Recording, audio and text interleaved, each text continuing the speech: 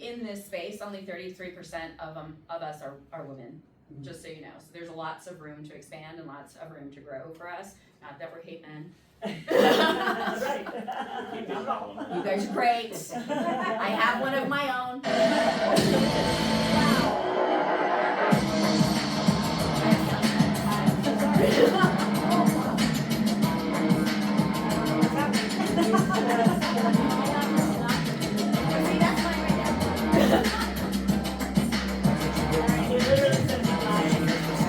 Pause the video. Sorry. That was fun. Hello, we're all awake now. It's a good intro. It was. I was like, I felt like we should have planned that. Yeah. All right, let's pause it on that. There we go. All right. So, first let me introduce myself. My name is Michelle Bisson. I live down in Colorado Springs. I grew up in Colorado Springs. I was a stay-at-home mom, actually most of my life. I raised my kids. I was home with them. I got to do all the fun little things and take them on things. I got divorced, actually. I lost my son. He died with heart complications when he was 6 years old. So I don't want to get overly emotional. But, so I had 2 daughters now, and we were going through the loss of my son. At that moment, I stopped and I realized that I was unhappy. Like, I was just unhappy. Not just unhappy with, like, life because of what happened. I was just unhappy with my marriage. Like, we weren't compatible. And I was dimming my own light to kind of fit in the box that he wanted me to be in. And so it took a lot for me to kind of, break out of that, decide that I was going to go off and do something on my own. But at that time, I had never done anything else. Like, I didn't have any qualifications. I hadn't had a real job. Like, I got married at 21 and had my first daughter. So I've literally been home this entire time. But I've always had aspirations to do things, and I always knew that I was capable of doing greater things.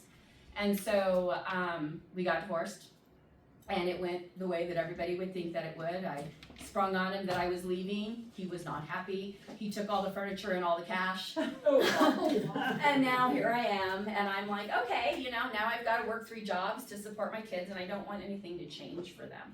And so my daughter was a competitive dancer. She had a very large bill. I don't know if any of you have kids in sports.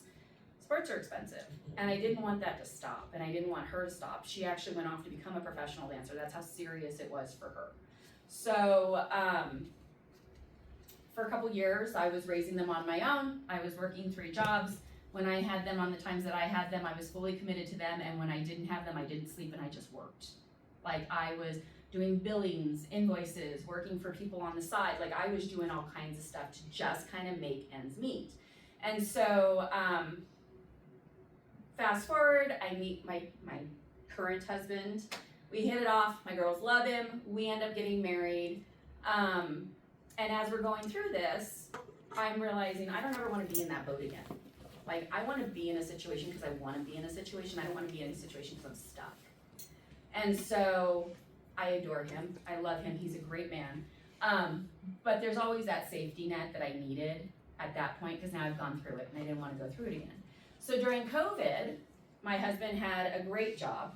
He actually worked for the Cuervo family. So he was a national distributor for them, and he worked, had great income. We had a great life. We would like host parties for Madonna and stuff like that. Like, we had a really good time. And giving up all those perks was really hard. But, during COVID, when we were home, we realized what it was like to be home. And to actually realize what it was like to decide what our lives were going to look like every day, instead of like having to rush out. Like, he probably averaged about 2 weeks on the road every month. That's a lot to take away from a new family. And so it was really hard, like, to know that, for 2 weeks out of every month, he's going to be gone. And sometimes I can travel with him if I don't have the kids, and other times I can't. We've got to be apart. And we're doing it to build somebody else's dream. They're already billionaires. Like, I just want a little bit of that. So during COVID, we're sitting at home, taught my husband how to play video games. We got to like hang out and have a good time. And we started to come out of it, and we actually had a friend come over for dinner one night, and she had, like, during COVID, upped and moved her entire family to Tennessee. No, like, She had 2 kids that were going to a private college in Tennessee. Her husband was an Air Force major or something. And all of a sudden they upped everything and moved to Tennessee and bought like 3 cabins in Gatlinburg. And I was like, how did you do that? Like, what are you doing? So she comes back to Colorado and she's like, yeah, let's get together for dinner. So we get together for dinner. And so during this conversation at dinner, she keeps mentioning the word cash flow. And my husband and I are like, what is she talking about? Like, what do you mean cash flow? So she keeps talking about it, keeps mentioning it, and then she's like, well, I've been investing in real estate for 16 years. And I'm like, what do you mean? Like, I've known you for years. I didn't know you were investing in real estate. Why didn't you say anything? So she apparently had built up this portfolio of long-term rentals, and they were fine. When he retired, they traveled the world. Like, they are everywhere. If you ever looked at their Instagram, like, they're in Dubai, they're in Korea, they went to Singapore because she just wanted to, like, see where they shop Crazy Rich Asians. Like, and I'm like, why are they living this life? Like, we're living a life that's similar to that, but it's based on my husband's job and where they're sending us. It's not based on what I want to see. I want to go see where they shop Crazy Rich Asians. Why don't I have that option? So, they left that night, and my husband turns to me and he says, we could do that, couldn't we? And I was like, yeah, we totally do that. So the next day, he, goes off and does his thing, and I'm contacting a real estate agent, and I'm like, hey, listen, I want to start investing in real estate. I want to buy some single family homes. I want to rent them out long term. This is where I want to be in the area. This is how much I want them to cost. This is how much I'll pay you, and if you do a good job, I will bring all of my deals to you. So she writes me back and she's like, cool, let's meet tomorrow at 1. And I'm like, okay, great. So this is a Friday. So Saturday morning, my husband gets off and he goes and plays off in his golf tournament. And she calls me up and she goes, hey, I've got this pocket listing that I'm getting ready to list. And if you are interested, I would like you to come and look at it. And I was like, okay, why not? So I text him, no answer. Call him, no answer. Send a couple more texts, no answer. And I'm like, okay, well, I'm just gonna go. So I go. I'm in the house for like 10, 15 minutes. We tour it real quick. It's a cute little house. It's in a great neighborhood. It's one of the cheaper houses in a great neighborhood. And I'm like, yeah, I'll take it. I haven't talked to my husband. I mean, one of my strongest strengths is I'm an activator. I'm very much if you give me an idea and I think it's a good one, I'm gonna jump on it. I don't have the risk factor of what if things go wrong. My husband always jokes and says that I'm the person that jumps off the cliff before I look to see if there's water. And he has to look to see if there's water for me so that I don't die. And so we're a really good balance. But so I put in an offer on this house, and I'm like, oh crap, I didn't tell him. So I get back in the car and I call him, no answer. I send him a text, hey. And I'm like, no, we're good. Why? And he was like, I had like 50 text messages and missed phone calls from you. Like, did something happen that I need to know about? And I was like, oh, hey, yeah, we bought a house. It's gonna be fine, we'll talk about it later. And he's like, wait a second, we have a house, what are you talking about? I'm like, we'll talk about it later, and I hang up. So he proceeds to come home and he tells me, I've had the worst round I've ever had in my entire life, tell me what's happening. So I was like, well, remember we had that conversation last night and you said it would be a good thing for us to do this, so I went ahead and did it. And he was like, okay. So I was like, but it's gonna be fine. I already listed on Zillow, I've got 10 applications, we're gonna be fine. It's gonna work, it'll be great, just wait, we're gonna be millionaires. And he is like, she's lost her mind. Okay, let's play this game and see how it goes. So by Monday morning, I had my first contract, I had my first deposit, and I had the house rented. I hadn't even bought the house yet, I hadn't closed. But I was like, it'll work out, right? Sure. So that's when I learned that you can actually take your contract to a bank or a lender, and they will actually give you 80% of whatever you're making on that as part of your revenue, correct, income. And so that's when I learned that. See, you don't have to be a brilliant person to like invest in real estate. Yeah, I learned you, and I'm in real estate. I haven't.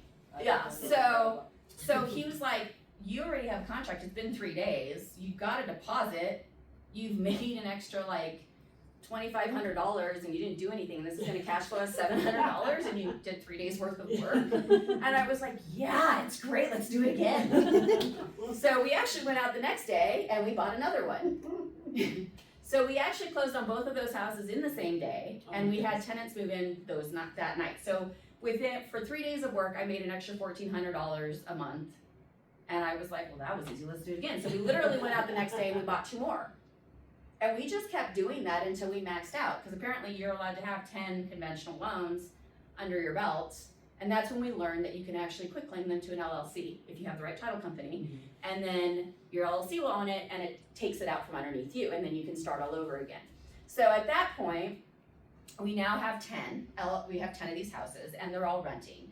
They're all making between $700 and $1,100 a month, right? So we're doing pretty well. And I'm like, I didn't do anything. I work 3 hours a month. Like, this is great. So then I'm like, well, you know, what do we do now? Like, I feel like we've mastered this. What do we do? So we're now like, I think we're about 1.5 years in. We now have 11 rental properties. And we're doing, I want to say like we were just at that point doing $18,000 a month. So I come back, my mortgage broker turns around and he's like, hey, we've got this resort zone land that keeps popping up.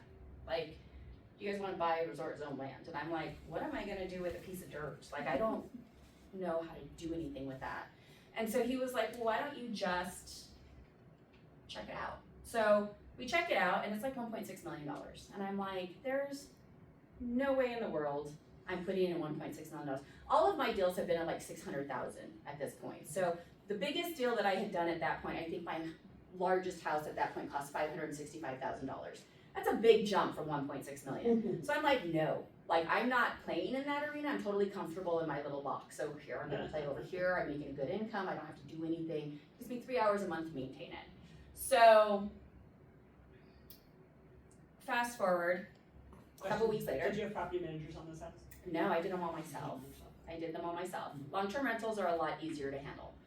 And I also want to preface that with, I'm also in a higher income bracket with the houses, like they're in a nicer neighborhood, so I'm not dealing with like Section 8s or anything. So the thing that I have learned over the course of all of my real estate investing is that the lower your house costs, the more complaints you get.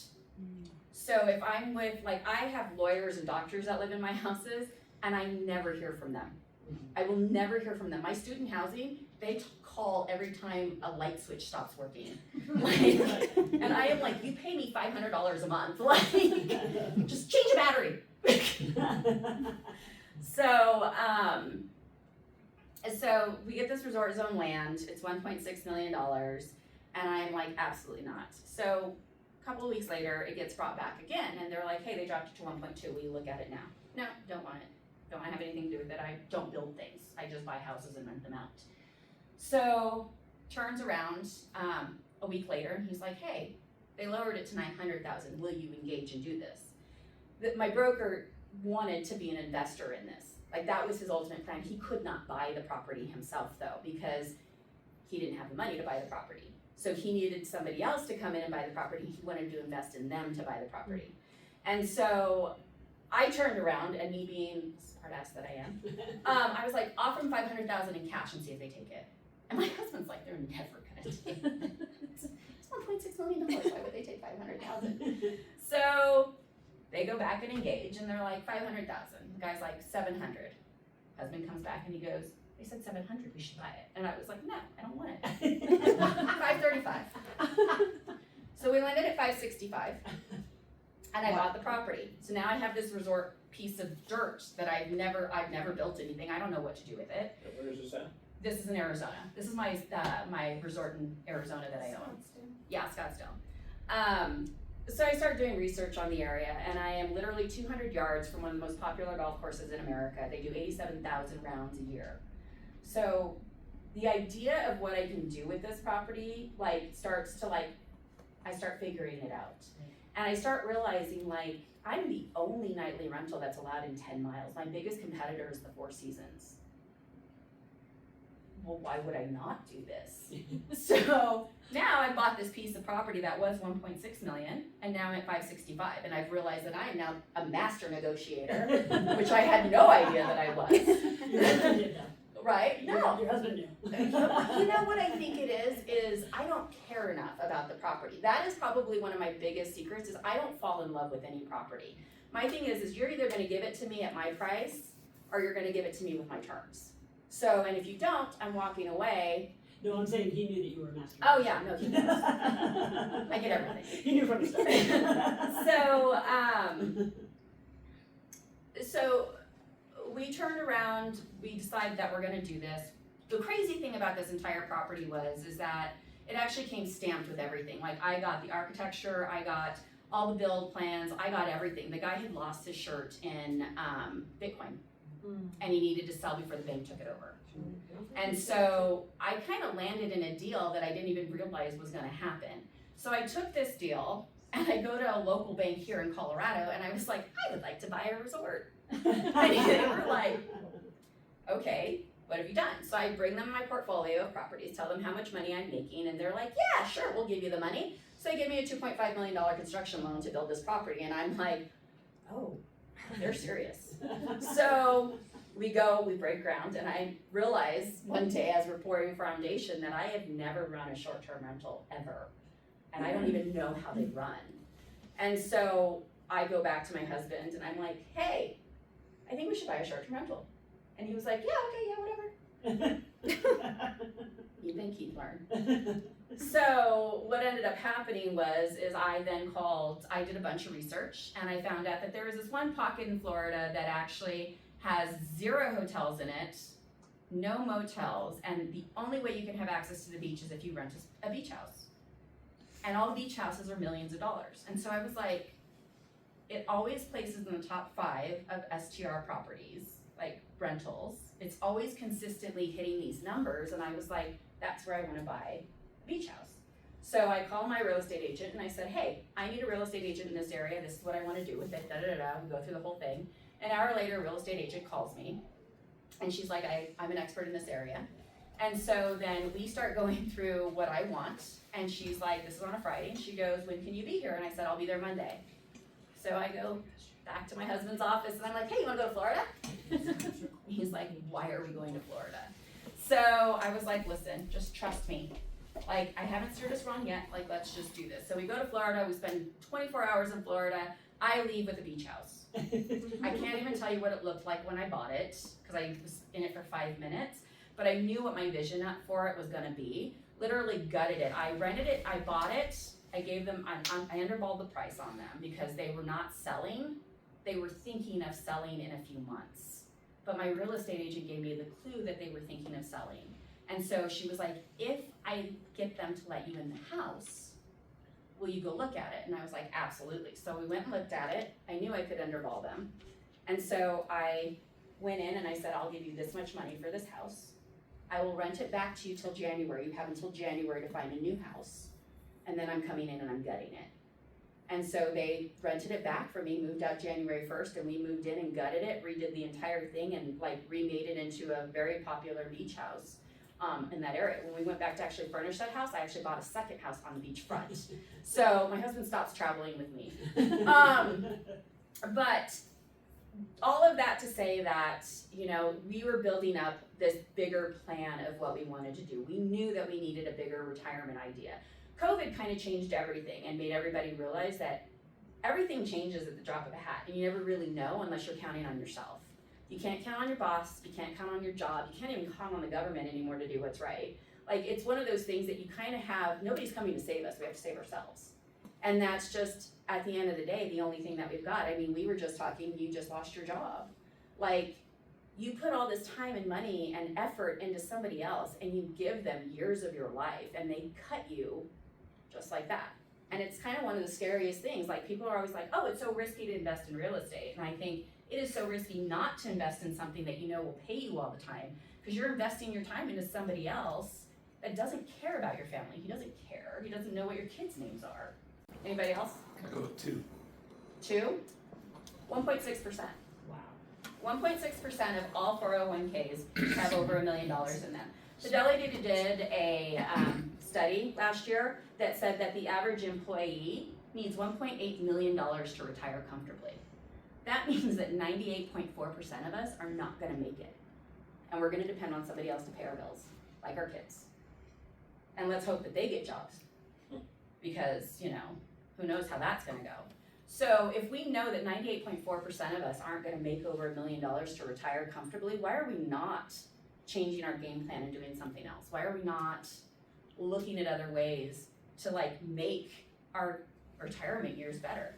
My husband actually got to retire based on the stuff that I did for our family last October. So he had, I think, 10 more years left in his company.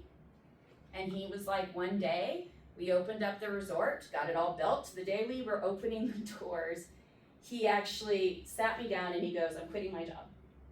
Because I've now doubled his income twice. And so he was like, I think it's time. Like, let's go in, all in. You've proven, like, he literally, when I first bought the first house, he was like, oh, how cute. You made an extra $1,400. And now he's like, I'm quitting my job and I'm all in. Whatever we're doing, let's just do it big. And so he quit his job. I literally sat down and signed up for our first mentorship while he was telling his boss on a Zoom call what he thought of him. And when you've got that kind of stress of knowing we're never coming back from that, you're like, no, we're all in. Like, this is it. Nobody's ever gonna hire you again. So that's when we actually started doing a lot of research, and we started realizing that, that we had a couple of different options. And so one of the options that we could do is we could go into multi-families. We buy multifamily properties. We could do storage units. We could do mobile home parks, or we could do RV parks. So one of the biggest reasons why we settled on RV parks was, well, one, when we started doing all the numbers, we started realizing that RV parks actually have probably one of the largest cash flows that you can find. You can change them at like the drop of a hat. I was telling these guys tonight that my husband is running one of my parks right now because one of our managers is on vacation. So we decided that we were gonna come in and run it for 2 weeks and then have my dad train so that my dad can take over one of our parks and manage it. And so he was there. He got a call from another person who owned a park on the other side of town, and he was like, I wanna sell my park to your wife. And so my husband is like, not to you, but no, to your wife. To your wife. And so he was like, this is what we do. These are our numbers. And he realized that guy's charging $350 more than we are. He's on a river, granted, we're literally off of Route 66 at this park, so we're not on anything like that. We're kind of just a stopover for like the path. But he's over on the river and he's charging an extra $350. So he calls me up and he goes, right after I got off the phone with him, the next night came in, I added $100 to the bill and he took it. So I was like, great, you just increased our revenues, like that quick. And so that's, one of the things is that with RV parks, you can really change things as you go. With affordability, I can have people live with me long-term, or I can have them stay with me transient and stay one night at a time. Those were kind of some of the things. Storage units, you mentioned storage units earlier. One of the reasons why I like RV parks over storage units is because it's $60 to $120 for a month to have a storage unit. I charge $60 to $1,200 a night to stay in my RV park. It's a big number difference. Multifamily apartments, I think the average apartment costs anywhere from $800 to $2,000 a month. My RV park, one of my pads can make anywhere from, $400 to $30,000 in a night, or in a month. And yeah, I said that right. Some parks charge $1,000 a night. Wow. Yeah. Right next to like a glorious view, or what is it? It just depends on the area. So I have parks that, it depends on what you're doing and where you're at. So there's different asset classes to RV parks, which is the same. One of the things that we tend to do is we tend to stick in a certain asset class when it comes to RV parks, because there are different, like we don't go high end, because I'm gonna get more people in my park if I'm kind of middle of the range. One of the greatest things about RV parks is that they serve a multiple of purposes. One, you can do affordable housing, which is a huge issue right now. People can't afford to live in their homes. It's a lot cheaper to buy an RV and actually live on my park. So it's less than $1,000 to come live on my park for a month than it is to rent an apartment. affordable housing, I think in Colorado, I think the affordable housing they built in the Springs is like $2,000 a month. How affordable is that really? Not really. Like, it's really not, if you think about it, but $650 to stay in my park, a lot more reasonable for people. Affordable vacationing for families. You get to have your family come with you. It's a lot more affordable to pile your kids into an RV and come stay on my park for $60 a night than it is to go rent 2 hotel rooms for you guys to all be comfortable at $120 a pop. It's just a numbers game. Like, it really is a lot easier to be in RV parks than it is to be doing other things. It's also one of the only asset classes that brings everybody back together.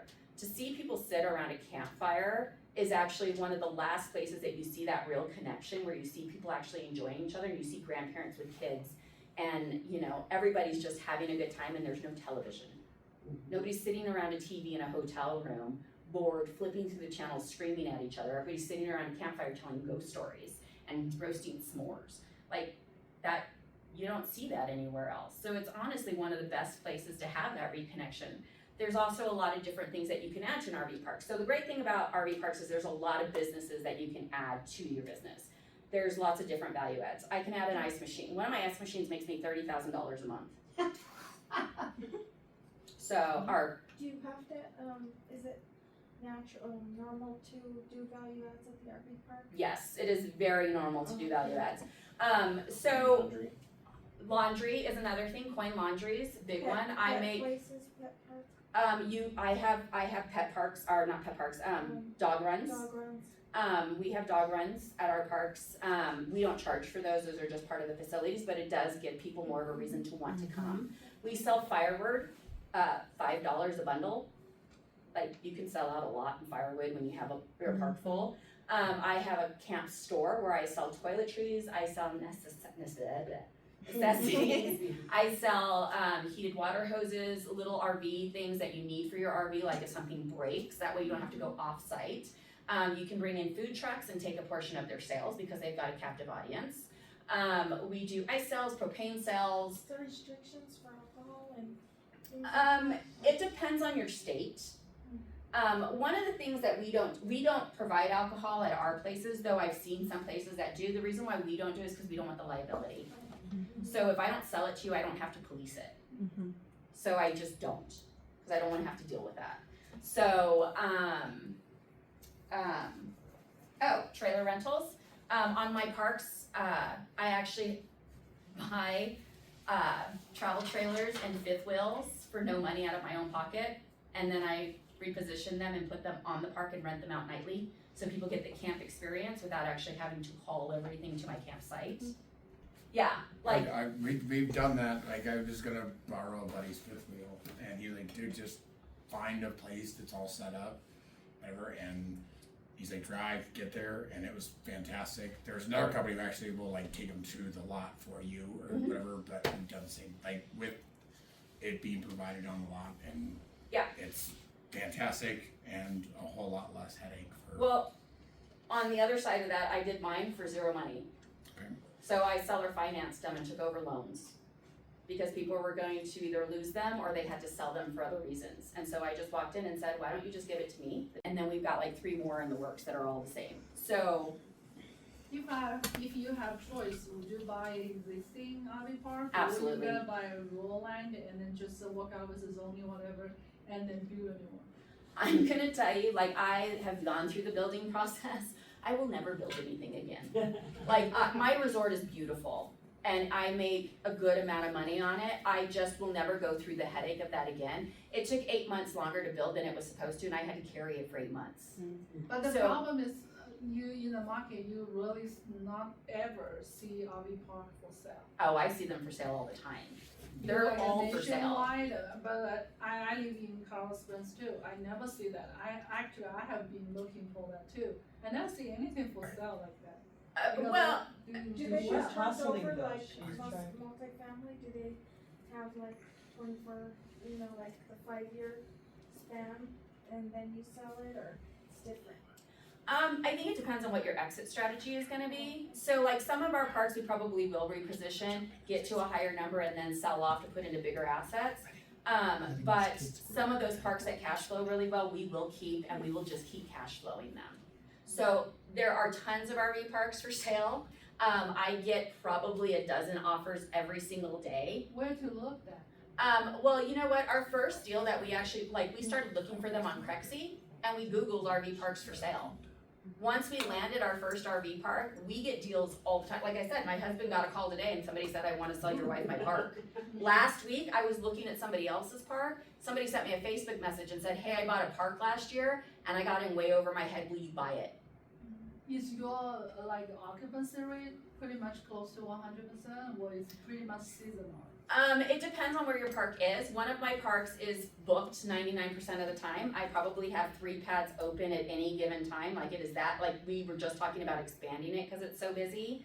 Our other park, we just rebanded and completely positioned the entire thing. So we are just now building the reputation back to what it was. So that one's taking it's a little different. So it really depends on how you go into the park and what's going on at the park and what's around the park. One of our other parks, we have a very solid long-term guest group that stays there that keeps all the bills paid. And then we have a very good transient group that comes in during seasons. So our secret is that what we do is we always make sure that part of our park is a long-term park where we put people who stay there and they make sure all the bills are paid all the time. So we are always making sure that we're not paying anything out of pocket. What kind of size you think is the sweet spot? We like anything over 50 pads. So Some larger- people will say that you can do smaller ones. We like larger ones because it gives us more of a cash flow that we can deal with. When we go into when we go into a park, there are certain things that we look for. And like I said, it all depends on what your exit strategy is. We want to cash flow our parks. We want to make as much cash flow as we can, especially if we start bringing in investors. We want to make sure that everybody's being paid and they're making mailbox money. So one of the things that we always look at is we want to make sure that it has over a 10 cap. We want to make sure that it has over 50 pads. 10 cap buy-in or 10 cap pro forma? 10 cap buy-in. I will never buy anything on a pro forma. Okay. Because if you think that it can do that, why are you not doing it? Right. Because it's gonna cost you money, and I don't wanna bring the money to the table to do it. Okay.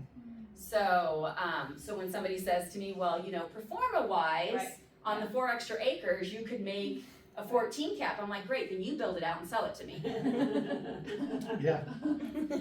They're all saying that all the time. I was helping a client finance a deal, and it's the same thing. Is they're coming with, that mentality of, there's all these acres. You could do this many more pads. You could do this many, and I'm like, I'm the same mentality as you. If it could have been done, you would have done it. Correct, you would have done it. And if you want to sell it to me based on that, then you need to prove Thank the you. numbers to me. So I need more clients like you for sure. In your time, you found different properties out there, so I had 2 parts here. Are most of them off market? If you were to find something, find out what their struggles are, as opposed to me actually listing that I have an RV park for sale. Where she's like, well, I'm not finding them. It's one of those spaces that I would imagine you don't have, from being a lender for 15 years, I got told no many, many, many times from my dear sweet Circo.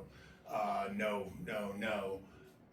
So I think lending is definitely, from a traditional lending space, a struggle to get a lot of lenders on board, or do you have, you might find some. I have partners that I've worked with. Is that your experience there? And getting lending for a park? For having lenders say, because when we would look at any kind of investment space from a lender's standpoint, we wanted it to be fixed to the ground. We wanted it to show that it could not be picked up and moved overnight. So we have to have everything around the base, bottom, water, electricity, everything piped in, so that essentially you couldn't lose your guests in the middle of the night, right? So as a lender, that risk association for a lender is extremely volatile, or just, there's just an exposure that's tough. Mm-hmm. So with lenders I've worked with, that was a lane that can be difficult.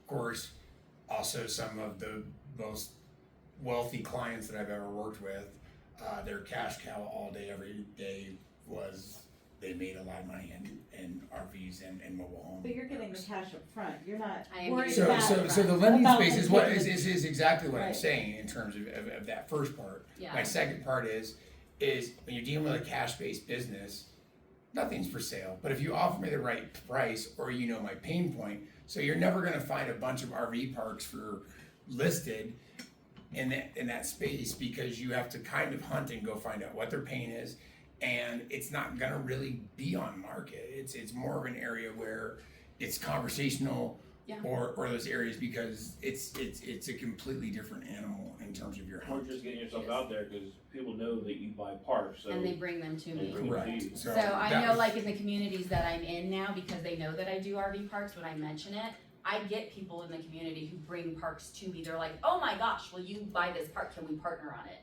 And so like that is one of the big things that we do. We also have a broker that bird dogs for us. So we closed a deal with her. She knows she's always gonna get paid. So she's like, well shit, why don't I just work with you guys? So, and we pay her really well. So she gets a percentage of every deal. And, you know, if we close it, she gets her percentage and she knows she's gonna get it. And so one of the things that she does is she goes out and she finds those people who wanna sell them. And she is amazing. So our second park that we were talking about, the one that is off of Carthage, it's off of Route 66, it's the one that my husband is actually managing at the moment. That seller wasn't sure she wanted to sell. She also definitely did not want to do seller finance. She wanted nothing to do with it. Our broker actually knew her pain point because she was working as a commercial lender. One of the big reasons why she wanted to get out of the space was that she was worn out. Like she was just tired. She was running the park. She had built it herself, had run it for 15 years.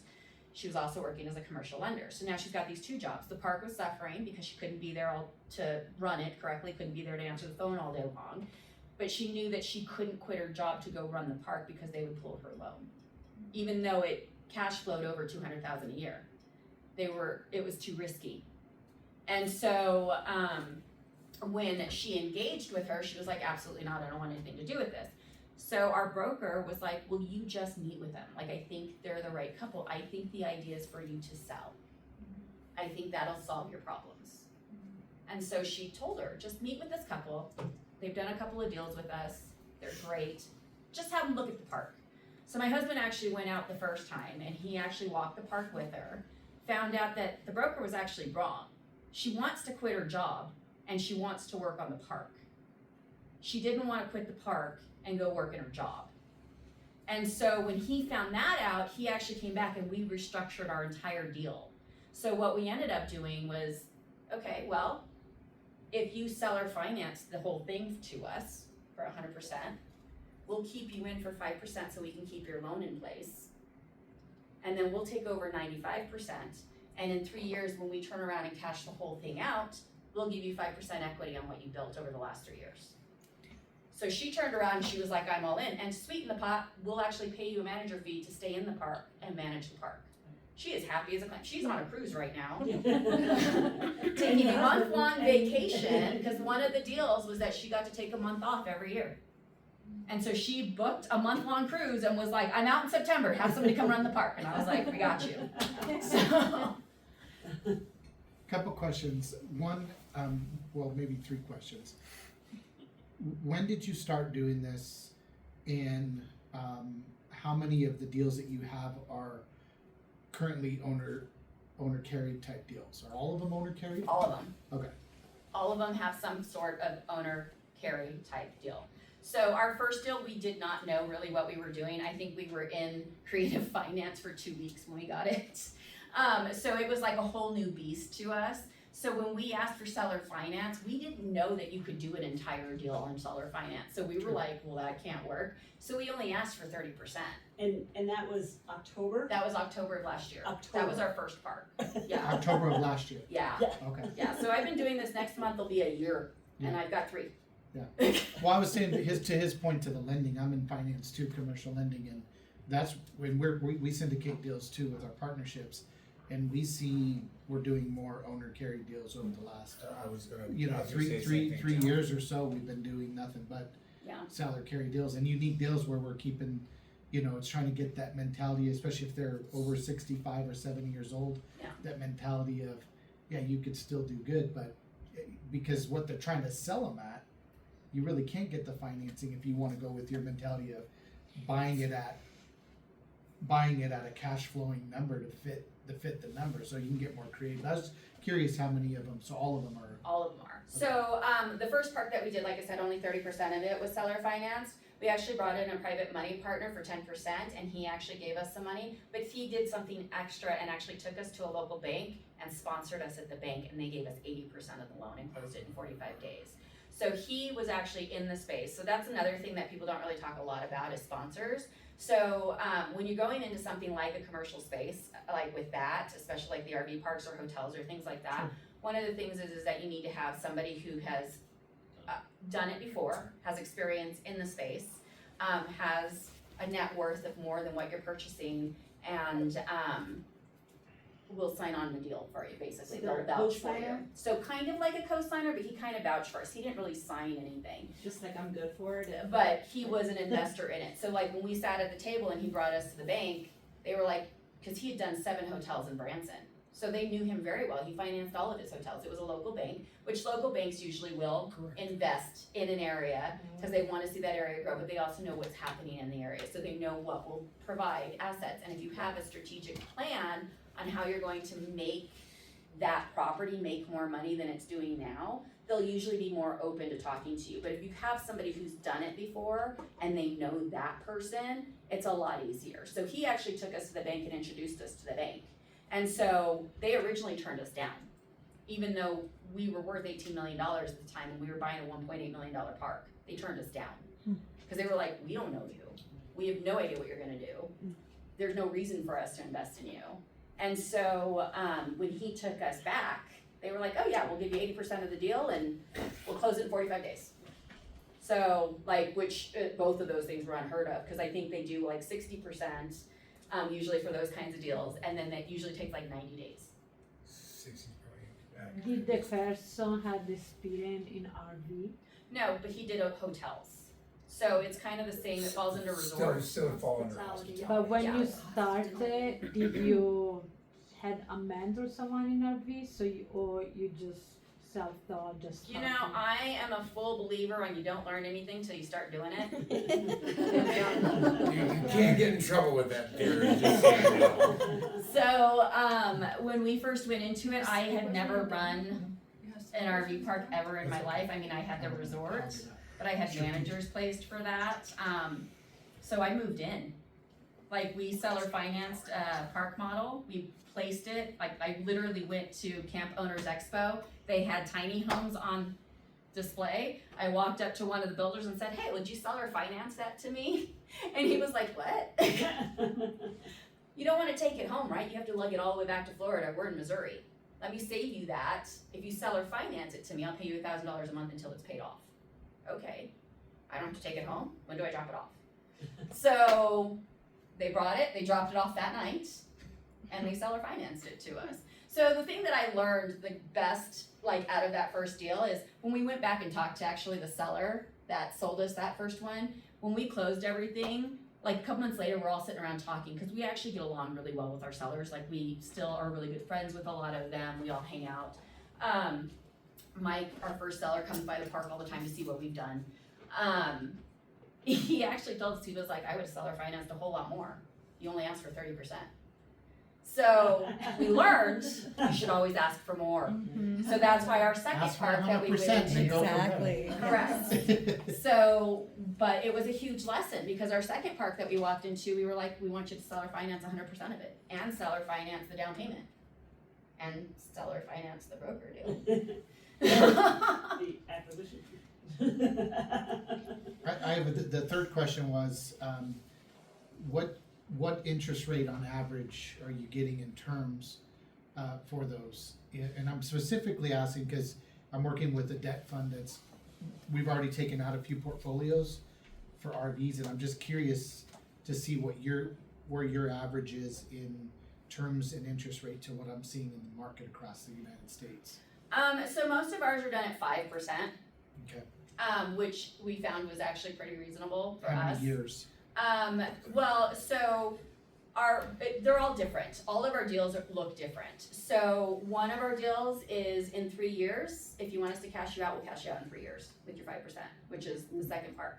Our first park, the seller finance, I think he is at 5 years. And our private money partner is at 3. But they turned over and they're making enough cash that we can literally, like we were talking about cashing them out early.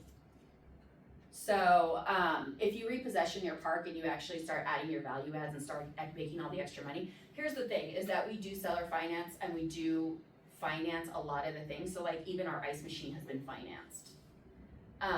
But they produce enough money that you can actually pay them off with themselves. So like when we went into the second park, we 100% seller financed it. Our broker came to us and was like, okay, she was gonna make like, I don't know, like $60,000 or $70,000 on that deal. We actually made the deal that we would pay her half on the day we closed and half on the year anniversary. And so when we closed, we took the money out of the park and paid her. And then in a year, we're gonna take the money out of the park and pay her. So we've gone into these deals and we don't put any money of our own in there.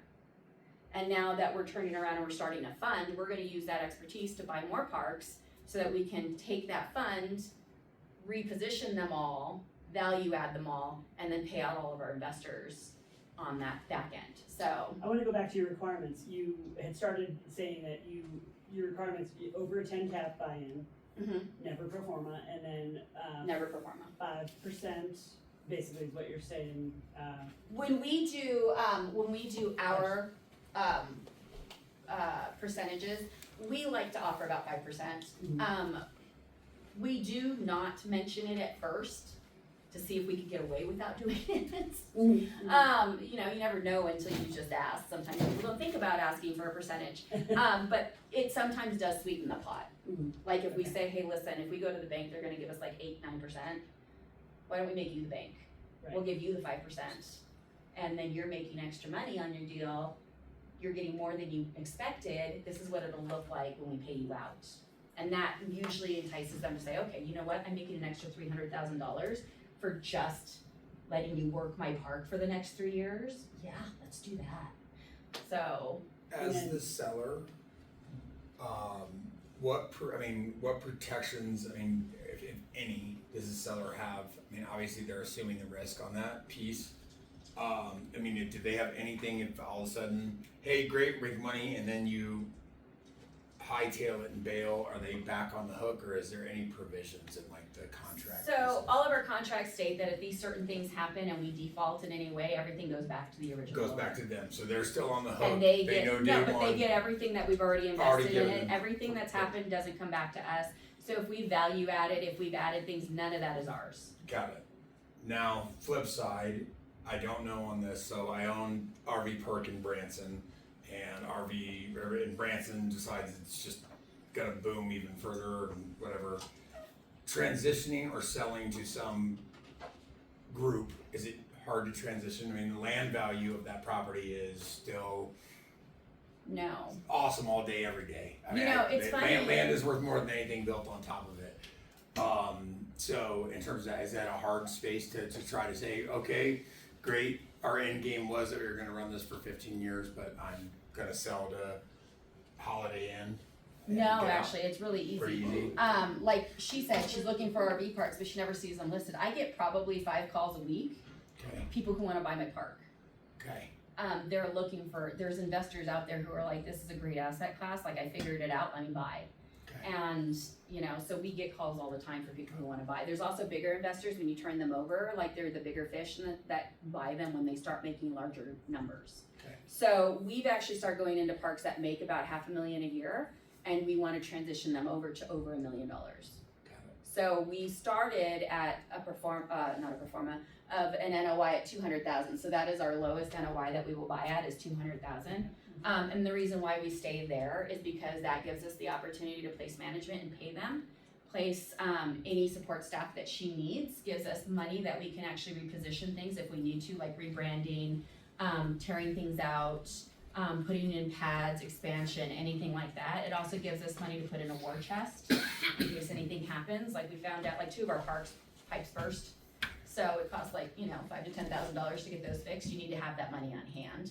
One of our parks we completely repositioned, so when we went into it, there were drug dealers in it. And we had to kick them all out. So we actually had to carry the park for a couple of months to get it back and transition to get it a better reputation so that we could get people back into it. But we had the CapEx for that. So you kind of have to know what you're going into. Like we knew with Branson, we've got to reposition it. We're going to have to get rid of everybody and start over. So while it started at a $275,000 cash flow per year, we then zeroed it out because we kicked everybody out. But we had raised $500,000 in CapEx in order to go into that park because we knew that was our game plan. This is what we have to do. So I think if you have a strategic plan for what you're doing, you can pretty much plan for it. And I think that's the biggest mistake that people make is they're like, oh, I'm gonna buy an RV park. And then they come in and I'm like, great, what's your plan? Well, I'm just gonna run it. I'm gonna put a manager in it. Okay, it only cash flows $23,000 a year. How are you gonna do that? Well, you just let them live there. No, the IRS will come after you. So you really have to know what you're looking at and exactly how you plan on doing things with that park. Our second park, easy, turnkey, went into it with no money, literally signed the documents. She took us to dinner and then we got on a plane and came home and she went back and ran the park. Didn't have to reposition anything, didn't have to clean anything, literally was just a transfer of title and bank accounts. Easiest thing I ever did. What's your profit margin on these? So it really depends on what's going on, but they're really unlimited if you plan them right.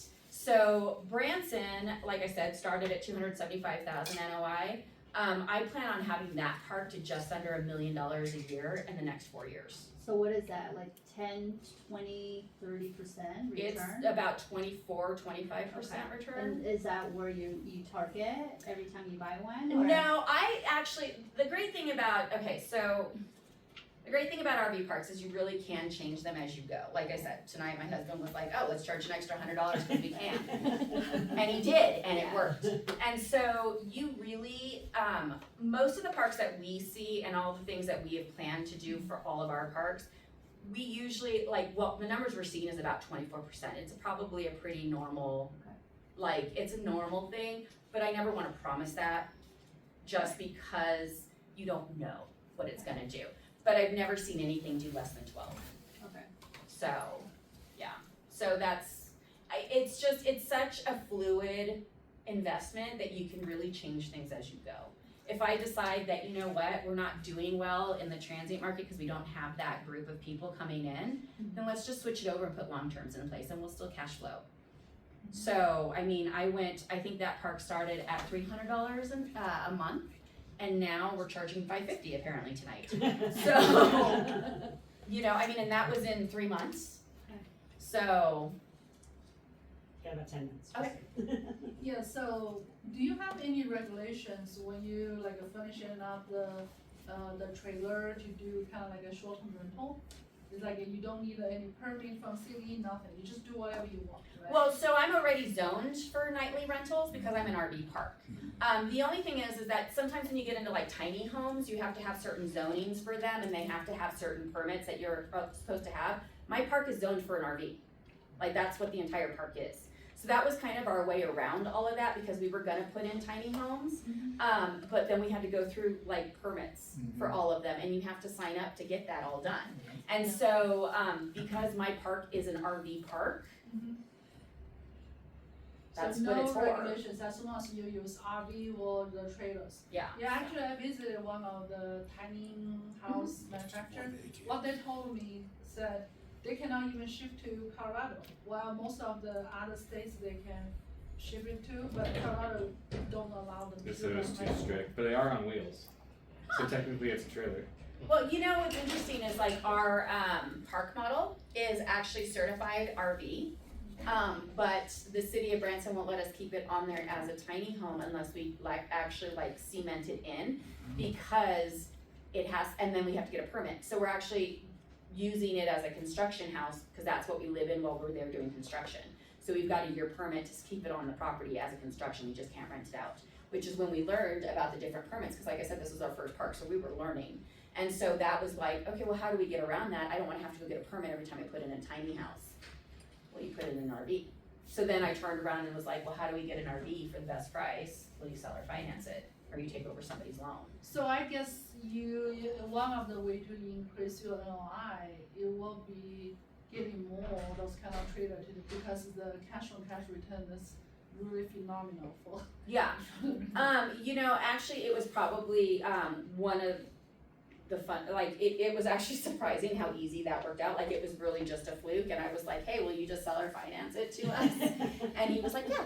Like, 'cause it was, one of the gentlemen who actually seller financed one of his travel trailers to us, his daughter just was going through a divorce, and so they were gonna move across the country to go actually help her, and they were not, cause they parked their, travel trailer on our park all the time, like it was always there, it was permanently there, and they would come in for the weekends.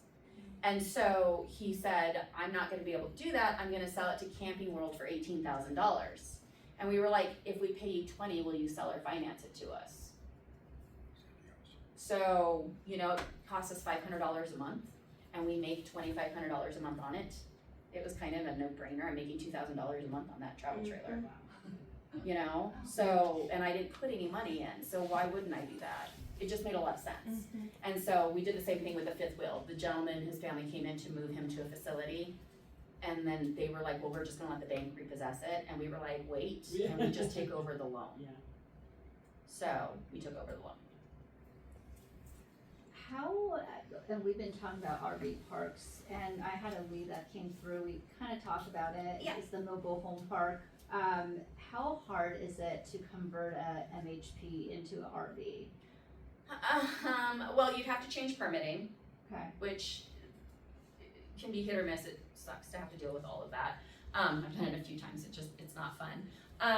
One of the other things is you're gonna have to realize that you're gonna have to move all those mobile home parks out. It costs like $10,000 to move out a mobile home park usually. okay, So if you're moving people out, they're gonna be pissed. yeah, Cause it's gonna cost a lot of money. It's also gonna cost you a lot of money to do that. right. One of the other things is like people do ask me sometimes, like, can you put them together? I have found that RVers and mobile home park people do not like to mix.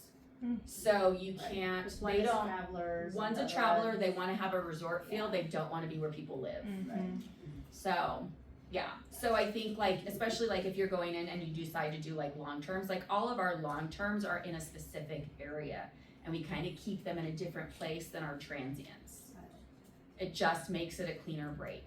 And it also makes it easier if you have to winterize. And your long-term people aren't staying years, cause we have friends that live in their trailer, or their RV, and they go, yeah, like 6 months, and then they come to Colorado, then they go to Florida, then No, I have some Texas. people who have lived on our park for 13 years. Wow. Yeah, But then how do you avoid the tenant problems? we don't have leases. Because they're guests. and Because they they're just pay guests and you nothing upfront. is tied down. And so because they're on wheels and they're not secured to the ground, they're literally, once they're unplugged, they're considered a vehicle. As long as they pay for their space, they can. What if they don't pay, what, then you, Then I have the sheriff come and tow them off in 2 hours. Wow. Yeah, I can literally call the sheriff and just say, he needs to go, this is private property, he's not supposed to be here. Have you ever considered like RV and boat storage? Yes, Your actually, we're boat is considering putting that on one of our parks, but it is so full, we might shift and actually just put more pads in. We were just talking about that today because it's booked, like I said, like 95% of the park is booked all of the time. And so, like tonight, I think we have 1 pad open. And we were just discussing, like, maybe we should add 10 more and see if they fill up, and if they do, then we'll just cut down all the rest of the trees and we'll put them in. So, yeah, and What do you think would be expand it. profitable for a storage lot, like a separate storage lot, to or is store that? your boat, You always build a storage Or lot. is that even- Yeah. I think that it depends on where you're at.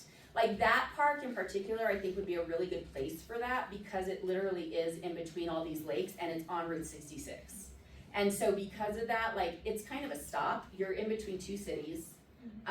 There's lakes all around there. People go fishing in that area. So if you're going home, you can drop it off at the RV park and then just go on your way to wherever you're going, which I think would actually be really beneficial. But because that park does so well with its pads, it's kind of a, do we do the storage idea?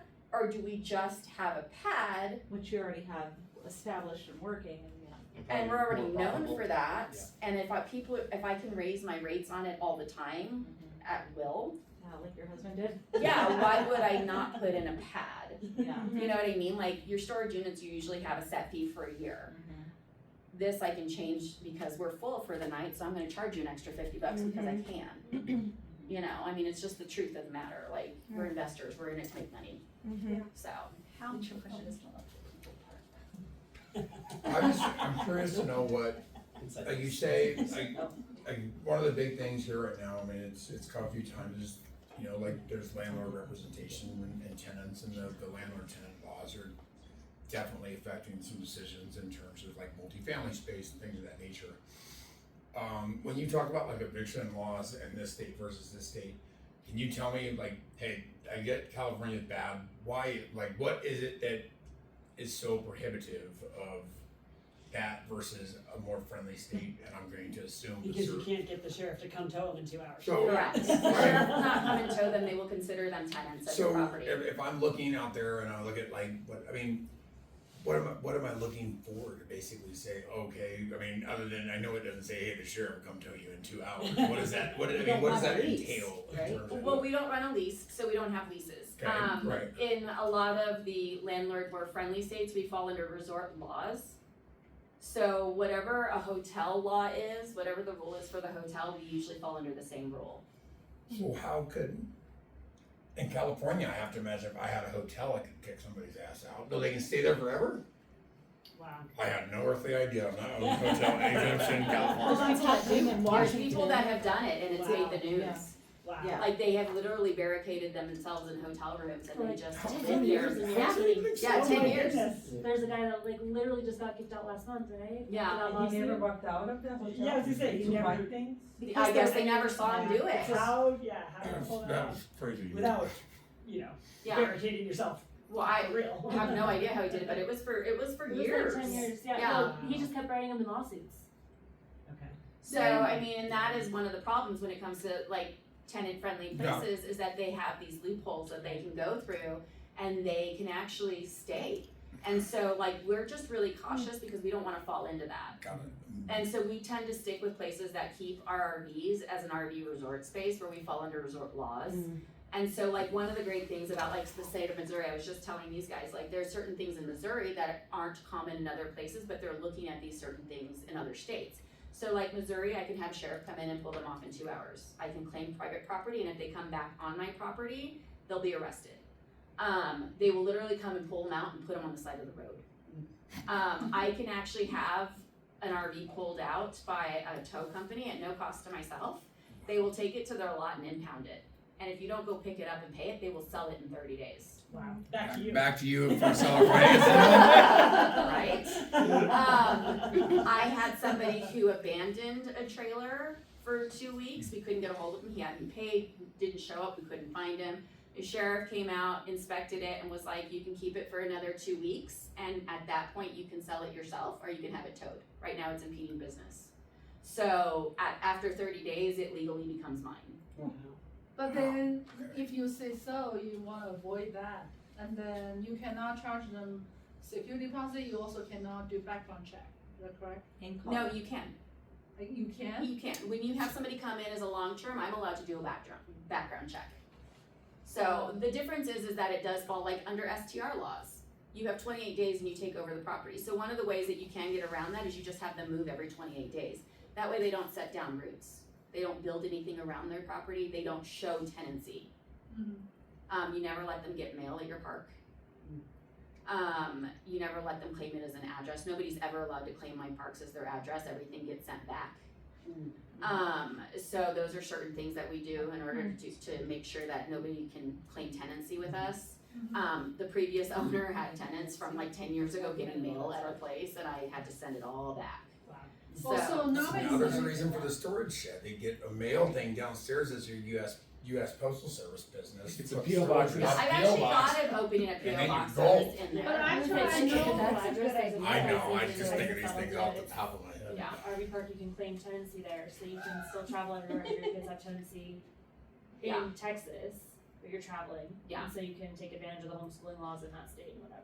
Yeah, there are a lot of places, like not a lot, but I've heard of places doing that. But I know somebody actually living like a RV park for over 2 years, Mhm. and then they have tons of children living there, and then they use that kind of like have a lease, so the school can go to that district, the school, public school, and also they said they have individual address, can receive anything. They just kind of like live in a home. Yeah, well then that is actually between them and their park owner.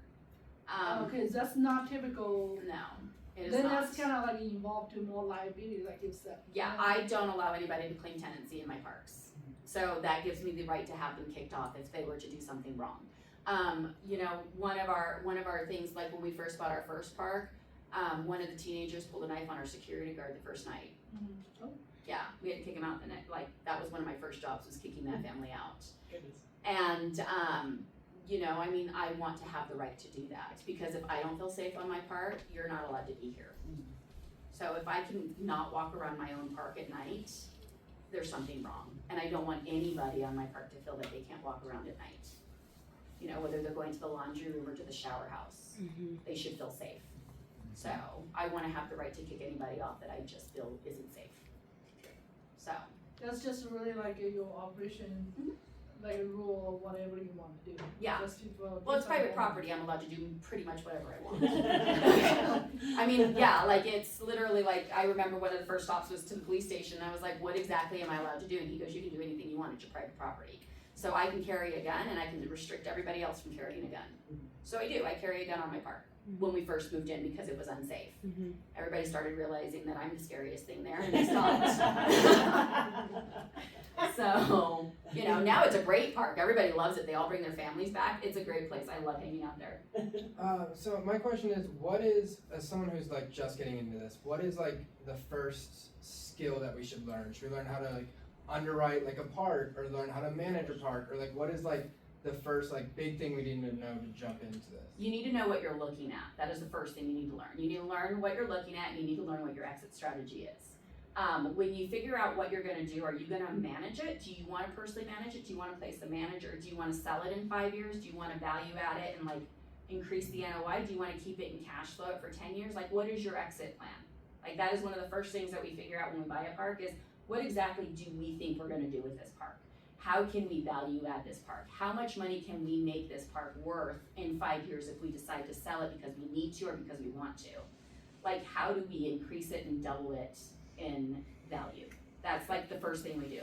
Then we actually go in and we get all the numbers and the financials, the P&Ls, the T12s for the 3 years, the bank account statements, we do all of that. And our due diligence doesn't start until the day that we've got the last piece of paperwork that we asked for. So that is one of the things that we always put in our contracts. We don't allow any of our due diligence, the time clock on that doesn't start until we have every piece of paperwork that we asked for. It just keeps us safe. That's insanely smart. Yeah.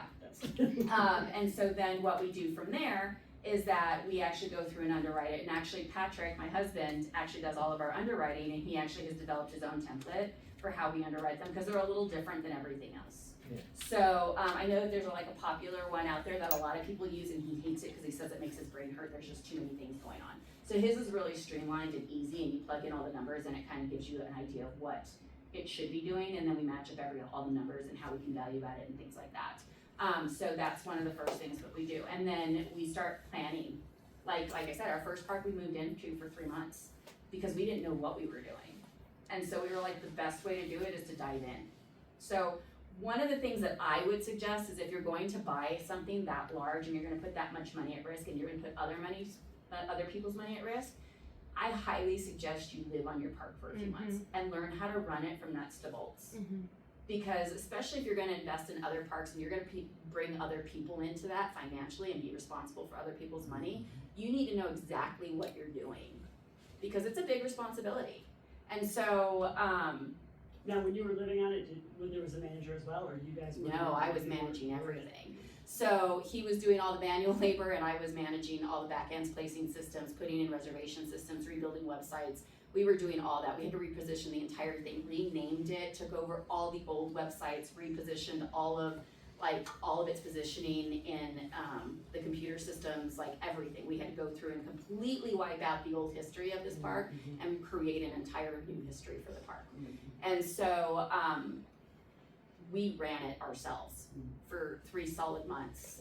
And then we had managers come in that just didn't work out, and so we got rid of them, and then brought in a new manager that we absolutely adore now. But, I highly suggest when you go into something like this, you plan on doing something like that in some way, shape, or form. Because like I said, like now, I know everything there is to know, like not everything, there's lots of things that I still need to learn, but I know a lot about the RV space. And so we can go into a park and my team can break it down in like the hour that we're there. We know exactly what needs to be done. We know exactly how we can raise funds on it. We know exactly what we can add. We know what systems need to go in place. We know exactly how much their system costs because I probably talked to the person who developed it. I know exactly how we can reposition their websites. Like we know exactly who to bring on board to reposition all of their Google searches and everything else. We have an idea of what that's all gonna cost because we were there and we were doing everything. And we know kind of what's gonna happen and how this is gonna flow. And once people start finding out that it's been repositioned and that somebody else took it over, you're gonna lose business. So we try to keep that under wraps as much as possible. And so when we go visit a park, we never tell anybody we're buying the park. Because people get scared and they start to flee. Because they're like, they're gonna come in and everything's gonna change and they're gonna raise all the rates. So we don't tell anybody we own a park, we own the park. We always come in and we're just guests. We're just visiting, we're just hanging out, we're just checking the place out. We're just fixing the water. You change everything. Yeah, and so we don't tell anybody anything. We go in literally low key. We go in a few times to kind of see different times that the park is running to see how busy they are. We'll go in on a weekend, we'll go in on a Wednesday. You know, we'll go hang out at different times just to kind of see what's going on. And sometimes that's an expense because all of our stuff, like we don't do everything in our backyard, we're all over the country. But it's well worth it. I mean, I just talked to a park manager who bought everything off of pictures and she got rolled. She's gonna go bankrupt in a year. And I can't save her. Like that's the hard thing is I went and sat with her and there's no way that there's nothing I can do to save her. And so, I was Unless you buy her. I can't even buy her. She's not worth it. Wow. Like that's the sad part. She will go bankrupt. And for what's gonna happen is I might buy it after she's gone bankrupt. Yeah. Cause it might be worth it then. Why, what happened? Because then it'll be worth less. It'll be 800,000. She wants 2 million for it. Cause you don't have to pay any of her note or pay her, you're just buying the land and the sticks and bricks for what is there, so the value of it is truly, and the bank doesn't want, I mean, whoever is the financier at the end of the day, Just wants his money. I want my money and to be made whole, I don't want your collateral, I don't care. Yes. And most lenders aren't collateral-based lenders. She can try. That's what she's trying. But the problem is that she doesn't have the money to make it desirable for people to want to stay there. And that's the problem, is one, she bought it at a high price. Two, she ended up getting rolled in the title because they didn't put half of the park, so she lost half of the park when she closed. What? Yeah, they completely, and she didn't know enough to go back and like sue them for fraud. Wow. So, I mean, and now she's losing money. She went in, the sewer system was shot. She had to take out another loan to do that. Her And are they SBA loan competing doubled. with her now? Cause they have the other part of the park? No, they sold the park to somebody else who's competing with her. Oh, wow. Do you inspect these before you buy them? We do. So yeah, we do have somebody come in and do an inspection. We do have a private appraiser come in to I kind of wanna give us see an the idea title, I of wanna what's see the worth. title thing. Yeah, no. I'm just fascinated, I know. curiosity, not that. How did they look at But She look, just didn't I would, know. I would love to read What what it says. She didn't do any due diligence. Well, I mean, like, when you're looking at the title report, you should be able to, you know. She did not, she did not do that. too, I She bring told it me up. I didn't look.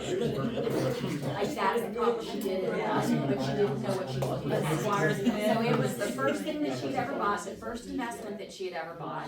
She didn't know what to look for, she didn't know what she was doing, she'd never seen a park in person.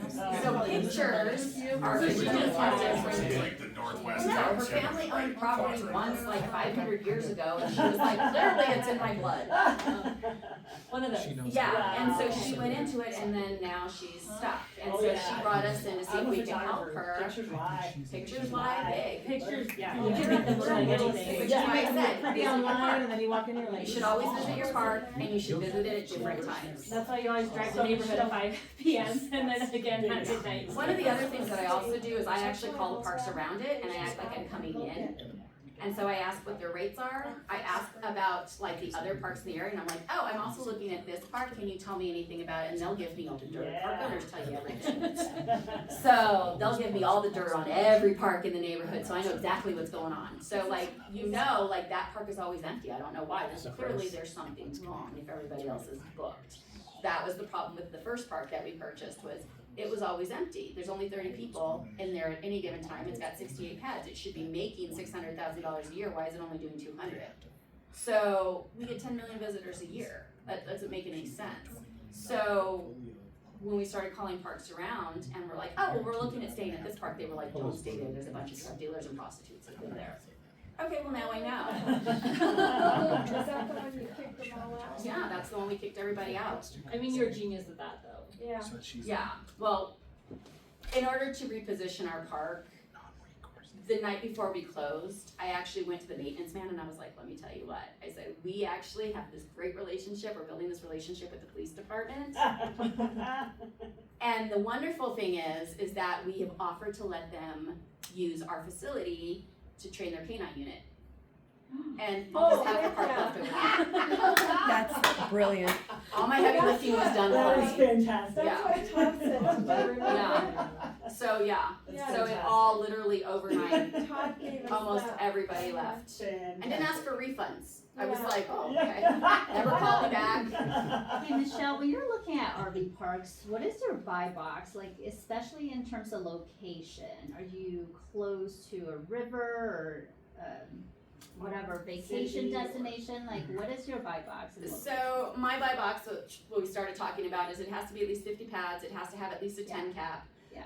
It has to have an NOI of at least 200,000. Then from there, we always look at what's going on in the area. Is it a travel destination? Is there a reason for people to be there? Is there a big pull for RVs?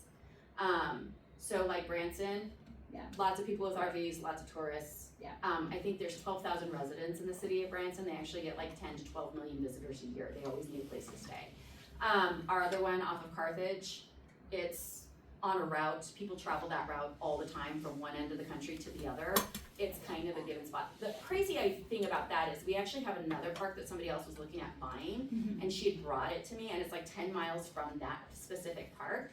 And when she brought me the numbers, I was like, that doesn't make any sense. So we actually went through that park a few times because they aren't making money. They're losing money every month. I'm booked. My pads are taken up every night. What's the difference between my location and your location? Like, what's going on that you've got, maybe 5 pads a night done, and I've got 48 pads every night filled on my 51 pad park. Like, there's a difference there. We figured out that we're on the route, so everybody's traveling. We're literally right on Route 66, and you turn into our park, so you don't have to backtrack. You don't have to make maneuvers with your large rig. You turn right into our park. It's real easy. It's real clean. It makes it really easy. That park is actually 10 miles in the other direction. It's not on the route. It's off the route. It's off of a major highway, and you actually have to get off the ramp and come backwards. And it's a psychological problem. People don't want to backtrack when they're traveling. Could you do that for your, like, boat storage for these people that wanna camp here? Maybe buy that and make it just storage? But why? Well, actually, Like, here's the thing: is it's not making enough cash for me to Yeah. warrant giving you what you want. But then that Why might you gonna make bank yours left feeling or like, right? oh, I could stay here 6 months and park my boat. Yeah, I mean, no, you don't I want mean, it. I understand what you're saying, but at the end of the day, people still have to backtrack. And people don't like backtracking with large rigs. Like, it's a psychological thing. Yeah. There's really no purpose for it. And then in order to come from the other side, you actually have to cross over a ramp to get to that park, and people don't want to do that either. Like, when you're in an RV in a big rig and you're traveling a long distance to go somewhere else, you literally want to keep going in a straight line, and you want to keep moving forward. You don't want to go backwards. And that's what I think is stopping them. A great example of a psychological barrier, I work with a marketing company for a short duration, but just here in town, think about getting off on Yosemite and think about how much like that area at Park Meadows, they have a built-in pocket of maybe those apartments, but there's no reason you're going to Costco. You're gonna hang a left and go to Costco and go to the mall maybe, but you're going to Costco. And that area on the right, from the movie theater to there's 3 restaurants that are sat vacant for over 8 years. Right there, and that is all because when you get off on that exit of 470, you can't go the other way to get down. Once you go by Home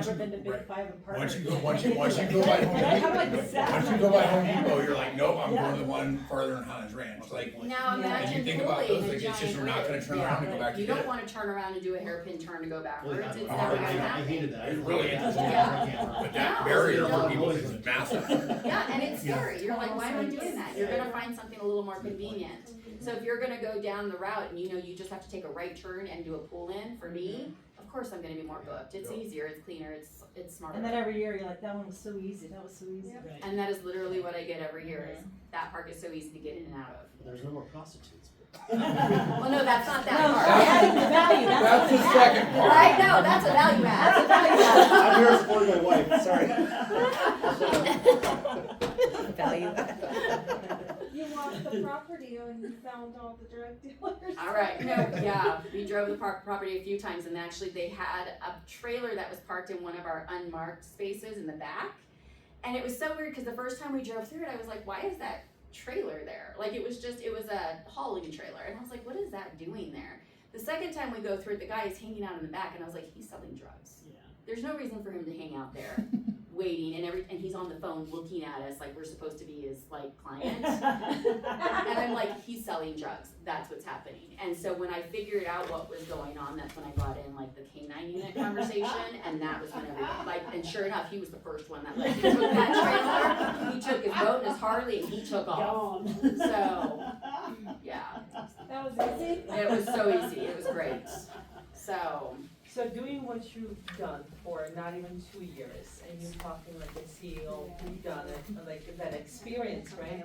That experience coming, I'm still like, can't believe that this, stay-home mom, like there should be something in the background. I'm like trying to dig in, watching something. Killing it. I mean, all this information and knowledge. I'm a big researcher. Yeah, so I was gonna say, you had to. It's a compliment, I'm just. Yeah, no, like- but I mean, that's where it comes from, and like I'm saying, like, I'm not any smarter or any better than anybody else, I just, when I go into something, I dive in fully. So when we decided to do long-term rentals, I was all in. Like I said, I was buying 2 houses a month. Like, it was all in, like, this is what we're doing, like, I'm building an empire, this is it. But you must be a real big saver, like, Like you had money to buy that, to buy 'em. at that time. We actually, the funny thing is that if you need money, you will always find money. Money is not the hardest thing in the world to find, and I know everybody thinks that it is. It's actually one of the easiest things to find. You just have to know where you're looking for it. So I mean, we did do things like, we did have money that was in savings. We've also cashed out stock. We cashed in, we redirected an IRA. Like, we've done a lot of different things to acquire the properties that we have, but then we turned around and cashed them out. So like, we cashed out stock and bought a house, one of our 5-bedroom rentals. We bought it for $435. Held it, we were renting it out, so we bought it in cash. We were renting it out for $3,000 a month, so we were cash flowing $3,000 a month on that. 6 months later, I refinanced that house at $613. Like, that's how much it jumped, it was insane. So I took all that money out plus some, and then I turned around and bought my beach house that was making me $10,000 a week. Gotcha. So that $435,000 turned into $2 million. Like, it just, you can always find money, you just have to know where to look for it. So, If you have a good deal, it's easy to find. There's way more money than deals, that's for sure. yeah, yeah. If you Hey, find a Michelle, deal, the money will pour. What technology do you guys use in RV parks? You mean like a reservation system? Yeah, like, we have Airbnb, VRBO, all these different platforms. So there's a lot of the same platform, I'm not those same platforms, but there's a lot of platforms that are very similar. Okay. You have CampSpot, New Book. I use StayList. One of the reasons why I use StayList is because they don't charge me, they charge the end user. Okay. So it's not something that's on my books, it's on their, it's something that they pay when they book the reservation. And New Book, channel managers and. so everything is integrated, all these systems have come to the place where they all integrate everything, so what happens is they plug it in, They have all the systems there. All of my electrical systems, they send a Wi-Fi signal to them, so they tell their meter read, instead of going around to the different meters now, they all send a meter read to my thing and automatically charge all the credit cards on file for whatever electricity they use that month. So it's all really streamless. They've gotten really state-of-the-art with all of that stuff. It's really easy. You can go on, it shows you a map, it shows you pictures, it shows you a video of what the park looks like. Like everything is integrated into this one system. Yeah. And so I just have a plug-in, and because we do so many parks now, I have a guy that I call and I'm like, hey, put this park on the map, and they like know exactly what they're gonna do, cause they know what I want. Got it. So, but yeah, so.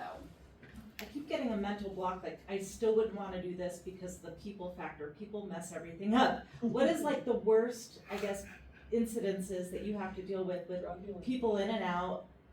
Yeah, I'm worried about that, like, I just want like. Very good. If you wanna get into real estate, you I have to just- deal with people. No, I'm risk, saying no for risk, my, no for my reward. money, I want a boat and RV storage lot is what I've always thought. There's no people, charge $130 a spot, and then I'll just coast. So But- $130 for the month? No, I know, but I know you can make a lot of money here, and I'm liking that, cause it would be a lot more money than what I was thinking I wanted to do. But I don't think you're on the phone doing these reservations. all No, day. I'm This is all just, what are the automated. incidences that, cause I'm like, it's still, people are gonna screw it up somehow, or stress me out, or You're cause me a No, but loss. things gonna up have 10 front. boats that you have to sell, Well, no, I mean, you do have the problem with any property, including a storage unit, where you can get sued.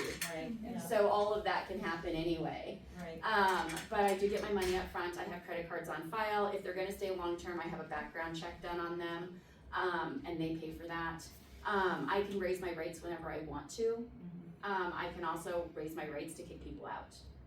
Like if I turn around and I just, I don't have a main reason why I need you to leave and I just need you to leave, I turn around and I send a note to everybody that says, hey, we raised the rent or the spot fees $200 for the month. So then your property manager, does she live or he live on site in a trailer? I do have one that does not, and then I do have the others that do.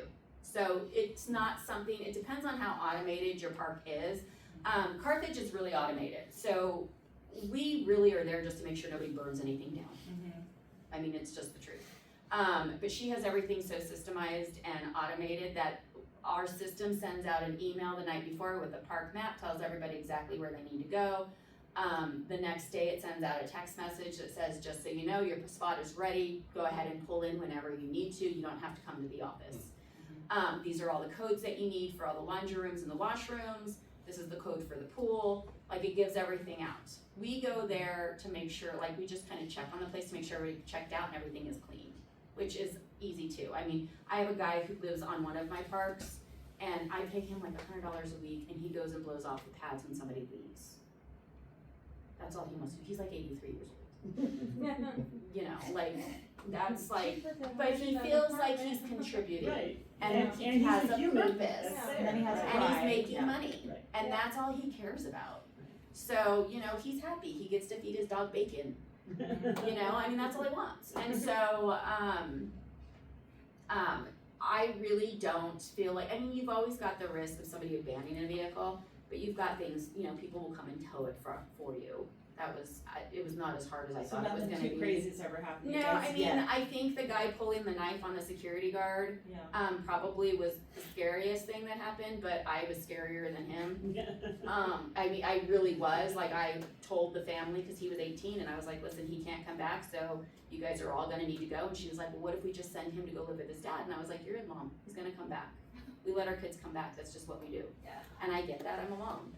And so, and I said, but here's the problem, I said, if he comes back, and I feel unsafe, I'm gonna shoot him. That's why it's in Missouri, it's Colorado. So you can make a choice right now, you can either risk that, or you can just move to another park. Yeah. And they moved to another park, cause it was less risky. So yeah, I mean, that's the thing, is it's just, you're gonna have a risk in anything that you do. And, just thinking that you're going into the storage space and it's gonna be safer is not necessarily the truth. You're gonna have other things that happen.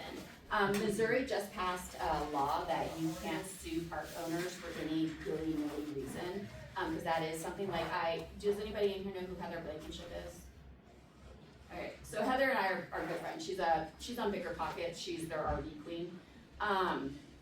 So Heather and I have become really good friends and we talk all the time. And one of the things that she was telling me, I was just telling these guys this, is that she just got sued, she just went through a lawsuit where somebody tripped on a pomegranate.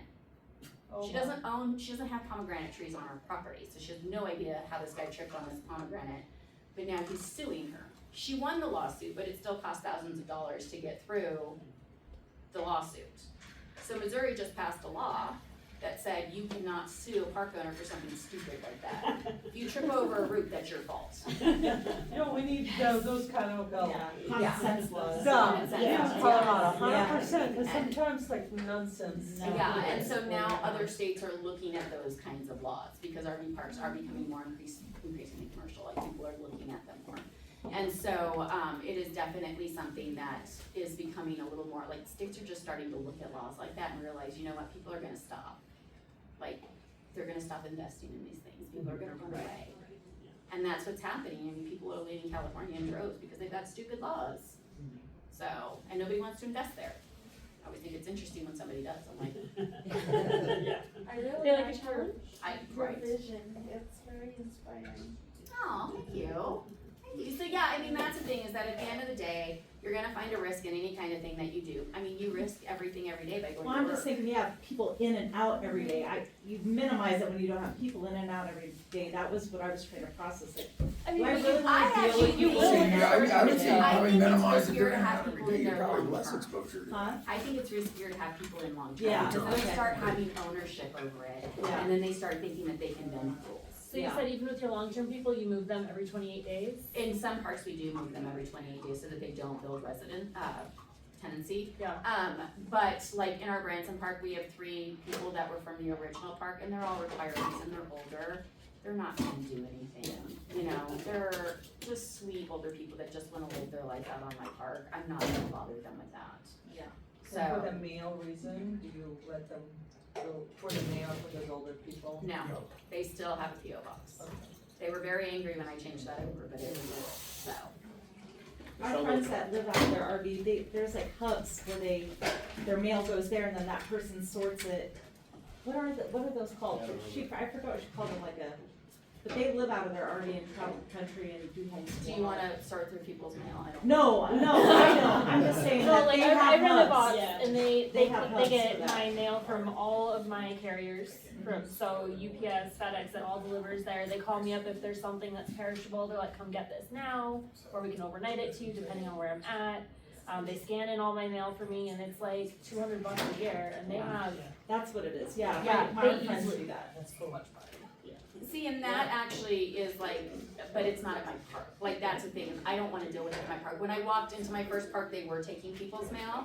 And to have to sift through and put them in No, boxes, yeah. I was like, just for the sheer sake of sanity, I'm not doing No, I was that. trying to just say that So there's this an one in option. particular, Yeah. so there's one in Montana and like 3 in Texas that do this, and it's just filing cabinets. Yeah. So they just file it, and people have to, come in and pick it up, or they pay to get it forwarded, but honestly, it's just such a cash cow. Yeah, and I mean, that's, but that's the thing, is that Problem that's, solved. yeah, it solves the problem, it makes it easier, and then you just don't have to worry about it again, so, but you're gonna find risk in any kind of thing that you do, like, anything. No, I know that, yeah. So it's just, you're always gonna have the risk of being sued, you're always gonna have the risk of somebody being stupid.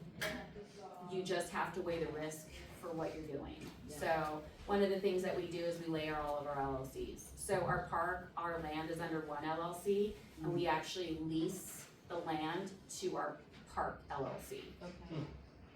And so it kind of protects them both, so if my park gets sued, I can shut down that LLC and my land is still active, and then I can just rebuild another park on top of it. So we layer everything. One thing I don't think you may have thought of with the storage units though, at least in Vegas, like people will break into the RVs and live in them. Are the People fixed mess up storage everything. units? Yeah, like, Yeah. no, but we've seen that too in Branson, people will break into the storage units and they find them living in them. Actually, that makes. And the RVs being too a though. sanctuary state. Yeah, that's true, I've seen people break into Yeah. the RVs that are staying there, so. No, like at the storage units, Yeah. the RVs that are stored there or the boats and Yeah, stuff, they like, live in them, yeah. yeah.